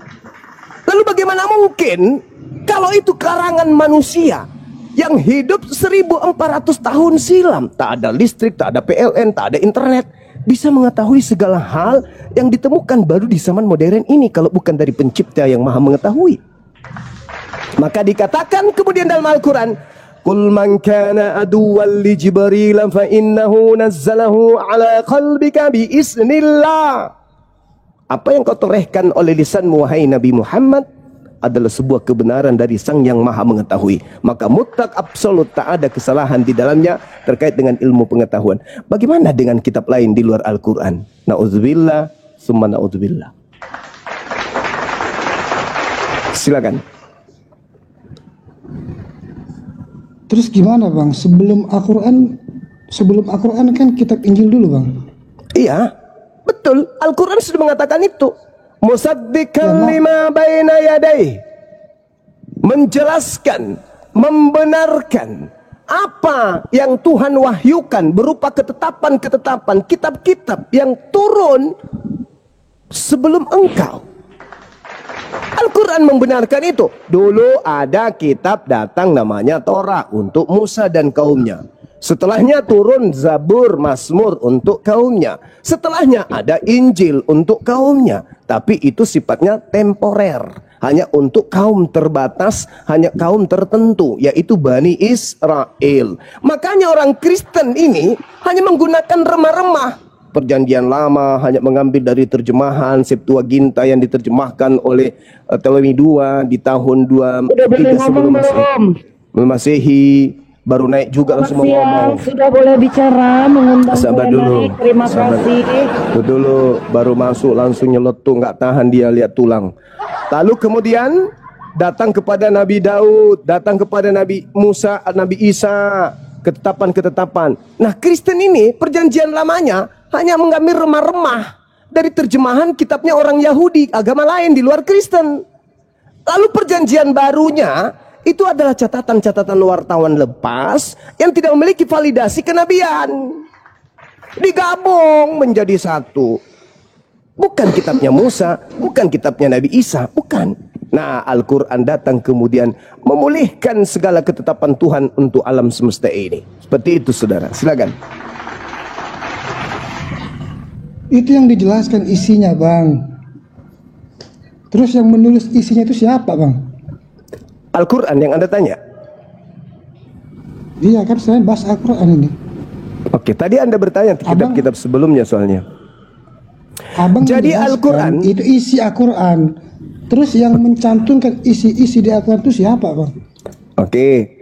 Yang dikatakan kemudian Al-Quran itu adalah wahyu yang didatangkan kemudian oleh Allah melalui Roh Kudus. Tadi kan udah aku bilang sama saudara. Maka apa yang ada di dalamnya itu adalah wahyu yang diwahyukan kemudian dan diterima oleh baginda Rasul Muhammad sallallahu alaihi wasallam. Ketika Al-Quran diwahyukan, Iqra bismi rabbikal ladzi khalaq, maka Nabi Muhammad menyampaikan wahyu itu kepada para sahabatnya, tidak merubah dan tidak menambah dan tidak mengurangi. Iqra bismi rabbikal ladzi khalaq. Budaya apa yang dipakai, metode apa yang dipakai menyampaikan Al-Quran ini kepada para sahabat? Hafalan. Jadi terlontar dari lisan Nabi Muhammad, Iqra bismi rabbikal ladzi khalaq. Bacaan ini dilontarkan oleh Nabi Muhammad, dihafalkan kemudian oleh para sahabat. Serentak mereka menghafal bacaan yang sama. Begitu seterusnya sampai kemudian Al-Quran itu diselesaikan. Seluruh sahabat menerima, mendengarkan, menyimak, dan juga menghafalkan. Makanya Al-Quran, kitab Al-Quran ini memiliki validasi dari sumber. Apa kata Nabi Muhammad? Khuzu Al-Quran min arba'ah. Terimalah Al-Quran, ambillah Al-Quran, terimalah pengajaran Al-Quran dari keempat sahabatku, Abdullah bin Mas'ud, Salim Mu'az bin Jabal, dan Ubay bin Ka'af. Nah, kalau kitab saudara ada enggak perintah seperti itu? Yesus berkata, terimalah kitab Lukas dari muridku Lukas. Enggak ada. Nabi Muhammad memberikan validasi. Terima Al-Quran dari ini, dari A, dari B, dari C. Ada validasi. Maka mereka yang memiliki validasi ini diberi ijazah. Namanya itu adalah ijazah dan wasimaan. Ijazah setoran dan semaan. Jadi prakteknya gini. Nabi Muhammad SAW membacakan Al-Quran. Para sahabat kemudian mendengarkan dengan seksama. Setelah sang guru Nabi Muhammad selesai membaca, maka murid sahabat membaca ulang yang dibaca oleh gurunya dan menghafalkan. Ini adalah metode talaqi Al-Quran seperti yang digunakan oleh malaikat Jibril kepada baginda Rasul Muhammad SAW. Malaikat Jibril membaca, Nabi Muhammad mendengar, habis itu Nabi Muhammad menghafalkan. Begitu juga kepada muridnya, Nabi Muhammad membacakan, melisankan, sahabat-sahabatnya mendengarkan, lalu sahabat juga menghafalkan.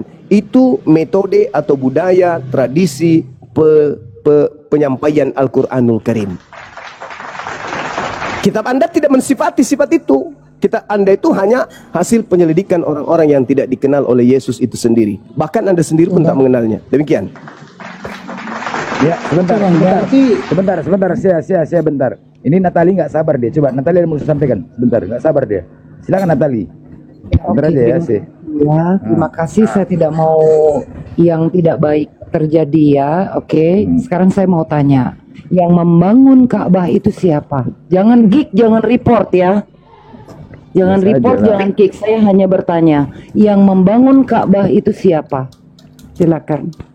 Baginda Rasulullah Muhammad SAW ya membangun Ka'bah dengan para sahabatnya, murid-muridnya. Kenapa?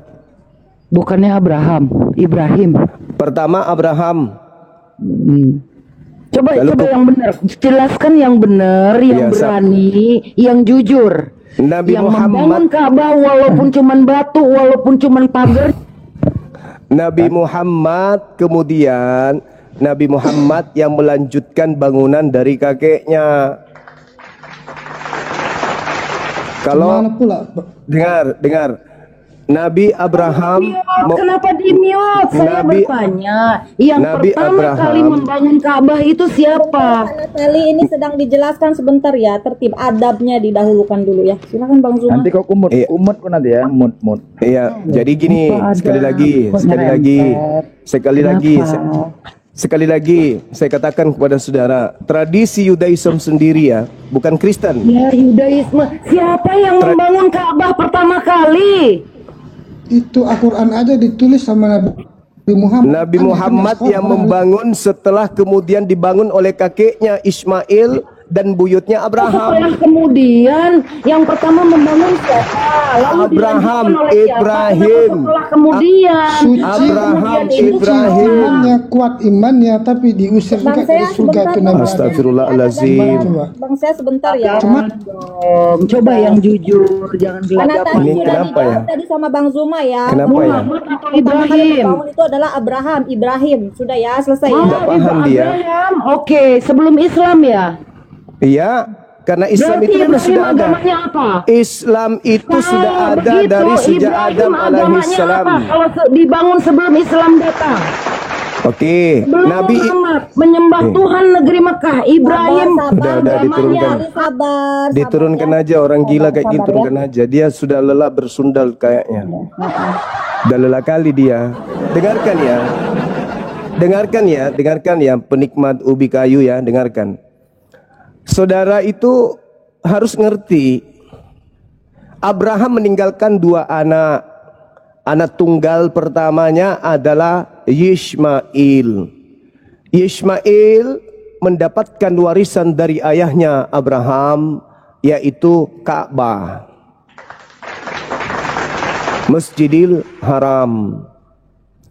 Anak yang kedua, yang bukan anak tunggal tapi anak kedua, itu mendapat warisan di Palestina, Baitul Maqdis. 2 anak ini, Baitullah dan Baitul Maqdis, itu warisan mereka. Karisteng, penyembah makhluk yang keluar dari kubur, itu tidak punya hak mengganggu gugat warisan kedua anak ahli waris ini. Nggak ada hubungannya kalian dengan kami. Kalian itu kiblatmu di sana tuh, di Roma, Vatikan sana. Sana tuh. Itu kiblat kalian, bukan kiblat kalian ke Palestina. Palestina itu milik Yahudi. Sedangkan keberadaan daripada Ka'bah Anda baca di dalam Al-Qur'an surah Al-Baqarah ayat 127. Ya udah jelas di situ. Wa is yarfa'u Ibrahimu kawaida minal baiti wa isma'i rabbana taqabbal minna innaka antas samiul alim. Kalian tidak bisa mengganggu gugat itu. Ingatlah ketika Ibrahim meninggikan pondasi Baitullah bersama anaknya Ismail, seraya berdoa kepada Allah, ya Rabb, ya Tuhan kami, terimalah amal dari kami, sesungguhnya Engkaulah yang maha mendengar lagi maha mengetahui. Itu hak mutlak kepunyaan Nabi Ismail, pewaris. Kemudian dibersihkanlah rumah ini, Baitullah ini, oleh Nabi Muhammad setelah ternodai, dikotori oleh orang-orang pagan Quraisy. Dibangun kembali oleh Nabi Muhammad. Dan itu pembangunannya dinubuatkan di dalam kitabnya orang Yahudi. Yesaya 60, di situ dalilnya bertaburan.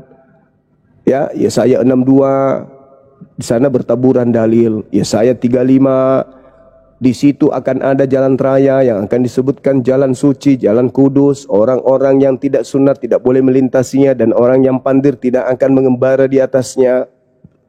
Tidak akan ada lagi kabar tentang perbuatan keras di negerimu, tentang kebinasaan atau keruntuhan di daerahmu.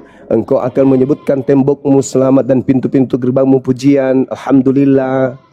Yesaya 62, orang akan menyebutkan mereka bangsa yang suci, orang-orang yang tebusan Tuhan, dan engkau akan disebut yang dicari, kota yang tidak ditinggalkan.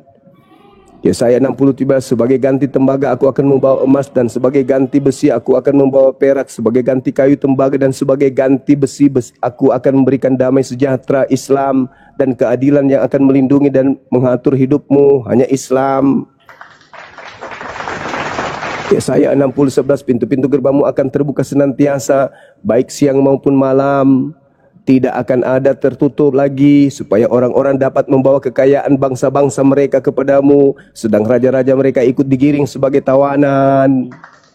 Yesaya 60:15, sebagai ganti keadaanmu dahulu ketika engkau ditinggalkan, dibenci dan tidak disinggahi seorang pun. Sekarang aku akan membuat engkau menjadi kebanggaan abadi, menjadi kegirangan turun-temurun. 1400 tahun Ka'bah tidak pernah runtuh, Ka'bah tidak pernah kemudian jatuh, Ka'bah tidak pernah kemudian terpuruk. Tetap ramai, seluruh raja-raja, seluruh bangsa datang tunduk di sana. Yesaya 60:7, segala kambing keturunan Khedar anaknya Ismail terhimpun kepadamu, domba-domba jantan anaknya Ismail akan tersedia untuk kepada ibadahmu, Nebayot. Semua akan dipersembahkan di atas mezbahku sebagai korban yang berkenan kepada aku, dan aku akan menyemarakkan bait keagunganku, Ka'bah Mekah semarak terus siang dan malam. Ini di mana? Di mana itu? Aku akan segala kambing keturunan Ismail akan terhimpun dalam ibadahmu. Itu di mana terjadi? Di mana keturunan Ismail sekarang menghimpun binatang-binatang untuk ibadah? Itu di mana? Di mana? Di mana? Di mana? Di mana? Di mana? Di mana? Di mana? Makanya Saudara Natali, saya ajarkan supaya otak Anda itu berfungsi. Caranya gini. Sebelum Anda tidur, Anda kan sudah punya suami. Sebelum Anda tidur, Anda ambil air 1 gelas, panaskan sampai mendidih. Nah, sebelum Anda tidur, kulup suami Anda celupkan di air yang mendidih itu. Biar kuman-kumannya itu keluar, habis itu Anda main. Pakai lidah kan? Selalu kan? Lidah Anda ke kulup kan? Enggak, ajarin supaya otaknya tidak kena najis. Biar otaknya itu naik ke sini itu bisa sehat. Jangan kau biasakan mencicipi sesuatu yang najis. Maksudnya, bersihkan dulu, rendam dulu air mendidih, biar sagunya itu pada keluar. Jangan asal kau itu aja, otakmu rusak. Kau mau belajar agama tapi otakmu rusak, itu susah. Jadi kulup suamimu itu direndam pakai air mendidih, habis itu barulah kau gunakan sebagai es tontong. Nah, kalau tidak, maka otakmu akan tetap berkarat seperti sekarang ini. Ya, dengarkan itu Natali ya. Yang teman-teman yang punya kulup ini ingat, setiap malam didihkan kemudian air, rendam kulup di situ. Silakan. Kalau mau praktekkan silakan, yang tidak mau, yang tetap mau beleng-beleng silakan. Lanjut. Assalamualaikum Bang Handi. Waalaikumsalam. Ini tadi Bang Juma, dia mau bertanya, Nabi Ibrahim itu, dia itu ingin Nabi Ibrahim itu tidak beragama Islam, agama yang lurus. Dia maunya Nabi Ibrahim Kristen. Itu arahnya ke situ, gitu loh. Jadi macam mana Bang Al-Quran tadi Bang? Apanya lagi? Al-Quran udah jelas kan? Al-Quran udah jelas kan? Itu kan yang gini Bang, itu kan yang Abang jelaskan, yang tercantum di Al-Quran. Yang menulisnya siapa Bang? Kami ingat ya, tradisi Quran itu pertama hafalan, yang terus kedua kenapa tulis. Abang salahkan Injil? Terus adalah kebenaran dari Al-Quran, sedangkan Al-Quran tadi sudah jelas, Abang jelaskan. Itu isinya sekarang berarti Injil kan yang tulis itu yang menulis berarti kan manusia kan? Injil yang dimaksud Al-Quran itu yang mana? Kok Injil kok Al-Quran gimana sih? Ya, Anda kan mengatakan Injil dari Kitab Injil yang pertama kali diturunkan itu kan Injil Bang. Kenapa Abang bilang Al-Quran yang jadi kebenaran, sedangkan Abang menjelaskan isinya? Sekarang yang menulis isi Al-Quran itu siapa Bang? Injil itu sudah tak ada lagi. Tak ada lagi Injil itu. Jadi Injil yang benar gitu? Apa? Jadi Al-Quran yang benar? Iya dong. Mana Injilnya Nabi Isa? Tolong tunjukkan kepada saya. Mana Injil yang diajarkan Yesus? Ada enggak? Mana? Al-Quran yang benar Bang. Mana Injil yang diajarkan Yesus? Tak ada lagi. Akui dulu bahwa tidak ada lagi Injil Yesus. Akui dulu. Nggak paham dia. Kenapa pula ini? Ini yang kubahas Al-Quran bang, bukan Injil bang. Iya, Bukan, Anda kan bertanya tadi Injil. Abang menjelaskan isinya. Ini pasti masih isinya berkulup itu ini. kan manusia yang nulis. Pasti masih berkulup ini, makanya otaknya nggak terbuka. Anda yang bertanya Injil, saya katakan Injil itu sudah ada. Yang ada di dalam tangan Anda itu cuma tulisan-tulisan wartawan yang kalian ganti dengan sebutan Injil biar dianggap koren. Nah, berarti benar di Al-Quran juga seperti itu bang. Kenapa Al-Quran? Sama kan? Kenapa Al-Quran? Tadi abang bilang mengatakan tinggal apa tulis-tulisan dari wartawan itu. Iya. Terus yang Quran itu yang nulis siapa? Al-Quran itu dihafalkan Cak Kangkung. Al-Quran itu dihafal. Ketika Al-Quran itu ingin dibukukan, dihadirkan semua para penghafal. Mereka menghafal, dicatat, tidak akan mungkin keliru. Kenapa? Karena berdasarkan hafalan. Hafalan yang sudah mendapatkan ijazah, yang mereka dapatkan dengan metode talaqi. Tidak mungkin mereka keliru. Apa? Masuk logika itu bang. Masuk ya, logika karena itu. Anda masih berkulup. Masuk logika itu kan logikamu bang. Sekarang begini, Anda hafal Pancasila nggak? Itu logikamu bang. Anda hafal Pancasila tidak? Jangan-jangan enggak. Manusia aja. Anda hafal Pancasila, ini masih berkulup ini, masih berkulup. Anda tutup. Anda yang berkulup, Anda yang tertutup. Yang Anda jelaskan orang isinya, ketika isinya dengar, manusia, kan aneh. Dengar. Kecuali bang, Tuhan abang yang menurunkan. Udahlah, ampun dah, ampun. Saya ampun. Ampun, saya bicara sama hewan. Ampun, saya bicara dengan serigala. Masih manusia yang menulis.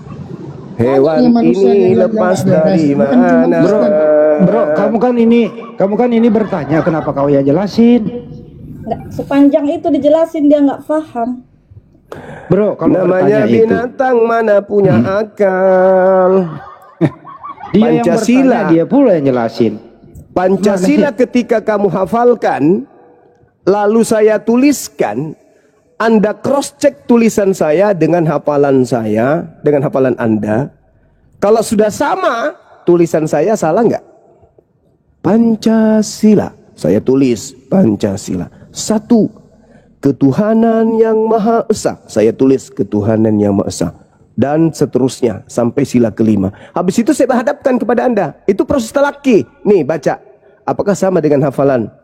Saksikan yang lain, serahkan kepada yang di samping kanan. Sama enggak? Sama. Ini sama. Ini sama. Kamu sama? Gimana? Setuju? Kita stempel? Stempel. Tak sah. Al-Quran. Begitu metode Al-Quran, penulisannya dari hafalan. Itu namanya validasi. Rekayasa manusia. Oh ya udah kamu ke gereja. Udah kamu ke gereja. Begini aja kamu ke gereja. Kan? Kamu pergi kembali ke pohon. Teman-temanmu menunggu di atas pohon. Itu turunnya dari langit. Kamu beli kepiting. Itu sipit kepiting taruh di bibirmu. Ambil ular kobra, kau pertandingan cotok, siapa yang duluan matok, kamu atau kobra, itu lebih cocok. Jangan kau masuk ke diskusi ilmiah, nggak cocok. Kamu cocoknya di gereja memang. Belum level, masih jauh. Dia yang bertanya, dia yang ngejelasin. Gimana sih? Ya, begitulah iblis. Watak iblis itu gitu, sombong. Kalau memang kamu mau menjelaskan, kamu mundur 2 langkah, saya tanya. Kalau kau bisa jawab pertanyaanku, saya kembalikan kau ke pohon. Teman-teman mau menunggu di sana. Tapi tolong ekornya dijaga, jangan sampai ngibas-ngibas. Binatang gitu apakah yang berekor yang ada di atas pohon? Monyet. Kucing. Nah itu dia. Semua kucing. Biawak. Ya biawak. Selamat siang Bang Juma. Iya siang. Saya mau tanya nih Bang Juma, bentar doang ya. Enggak, gini bro, sebelum bertanya, dengerin dulu. Sebelum bertanya, ada nggak ruang di kepalamu untuk menampung jawaban? Udah saya tanya aja, bentar aja, abis itu saya turun ya. Enggak, saya tanya dulu ada ruang nggak sedikit aja buat menampung jawaban. Kamu siapa sih ikut-ikut? Kalau saya mau tanya Bang Juma kok. Itu nggak ada ruang Bang Juma untuk menampung. Gimana dong? Allahu Akbar. Bang Juma, saya ngefans soalnya. Iya. Ya silakan Saya mau Bang Dodi, tanya apa yang ini. mau ditanyakan, silakan. Ya, Dajjal sama Amerika kuat mana ya? Amerika ya sama. Kan Dajjal itu siapa? Dajjal itu Kristus. Dajjal itu Kristus. Kalau di Islam itu Al-Masih. Yesus mengatakan waspadalah kepada penyesat yang mengaku Kristus, Dajjal. Mereka akan menyesatkan banyak orang. Nah, sekarang kalau Anda berbicara mengenai apa yang Anda sebutkan tadi, di situ mayoritas penyembah Dajjal. Gimana dong? Masa Dajjal lebih kuat Dajjal dengan Dajjal? Ya, Dajjalnya itulah Dajjal. Pengikut Kristus palsu itu adalah pengikut Dajjal. Dajjal dalam kaidah Islam itu adalah iblis yang menggunakan gelarnya Yesus, Al-Masih, Kristus. Ada dua yang bergelar Kristus di Islam, Al-Masih di Islam. Isa Al-Masih dengan Dajjal Al-Masih. Nah, di dalam agama kalian, Anda disajikan sebuah kitab di mana di dalamnya Yesus meminta muridnya agar waspada kepada Al-Masih palsu alias Dajjal Al-Masih, Kristus palsu. Itu ngarang bebas. Nah, nggak sadar dia. Di kepalanya kan? Nggak ada tempat memang, nggak ada. Katanya kan tadi bertanya aja, habis itu turun sudah dijawab ya. Silakan. Nggak ada tempat. Betul kata Bang Handi, di kepalanya nggak ada tempat. Aku mau interaktif dulu sama semuanya, siapapun yang mendengarkan. Pertanyaan sederhana. Tentara manakah yang paling kuat yang pernah ada di muka bumi? Tentara Romawi. Alasannya? Bisa membunuh Tuhan. Wih, pinter nih. Keren. Tuhannya siapa yang dibunuhnya? Tuhannya orang Kristen. Pintar.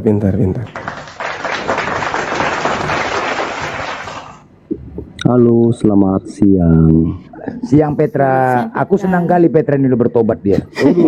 Baik dia. Petra, sehat leku. Sehat. Santun leku ya, oke. Tadi saya dengar bahwa tentara Romawi yang membunuh Yesus ya. Betul, saya sendiri tadi yang menjawab. Oke, sebenarnya bukan hanya tentara Romawi. Nah, ketika manusia jatuh dalam dosa, kita sama dengan membunuhnya. Oh, kau yang bunuh Tuhanmu? Iya. Oh, dia yang bunuh Tuhan, yang aku dia pembunuh, dia ini pembunuh Tuhan juga ini. Gimana ini? Jangan di-mute lah. Contohnya Jadi mute. Contohnya gini, 1 Korintus 15 ayat 3, sebab yang sangat penting kukatakan kepadamu ialah bahwa Kristus telah mati karena dosa-dosa kita. Ingat ya, karena dosa-dosa kita sesuai dengan kitab suci.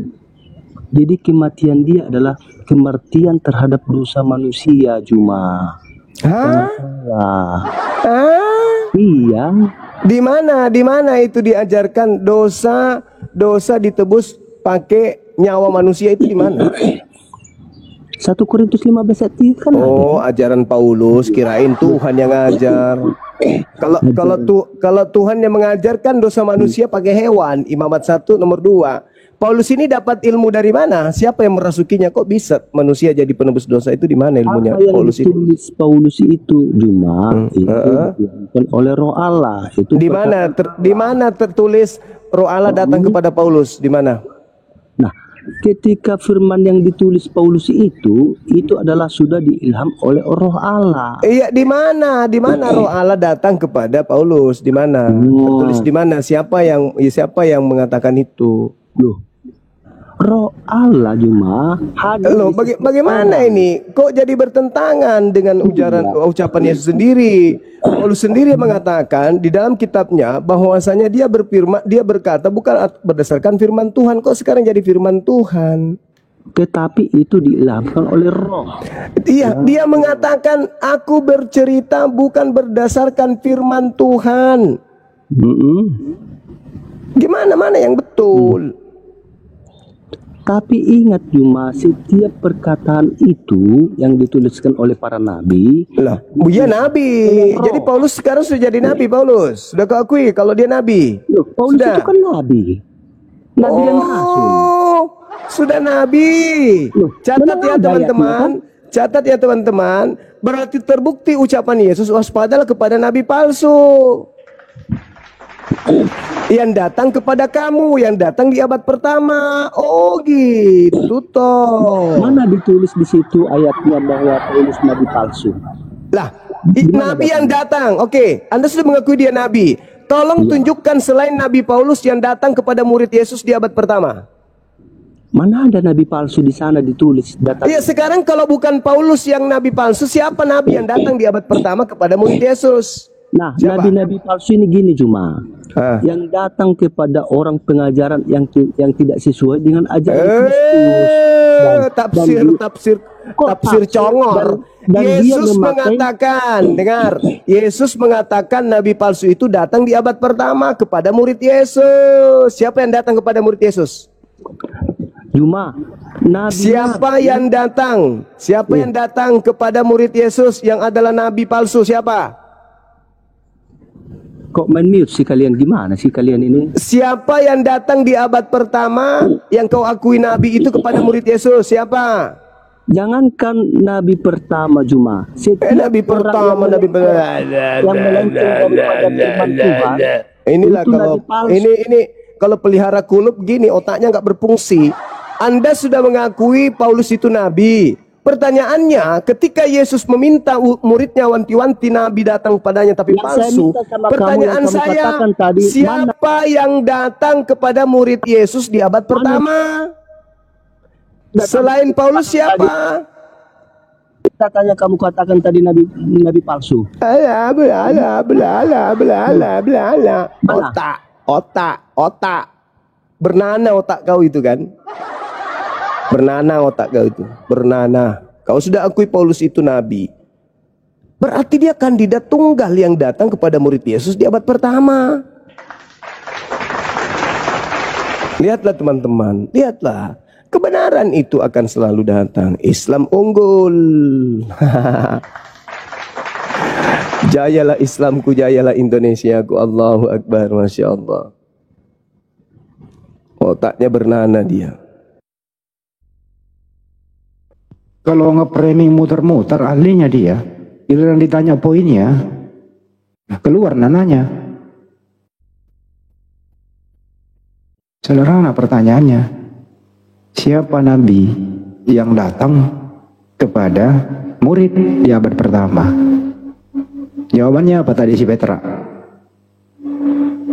Karena minyak gosoknya habis, dia katanya mau ke pasar beli minyak gosok gitu.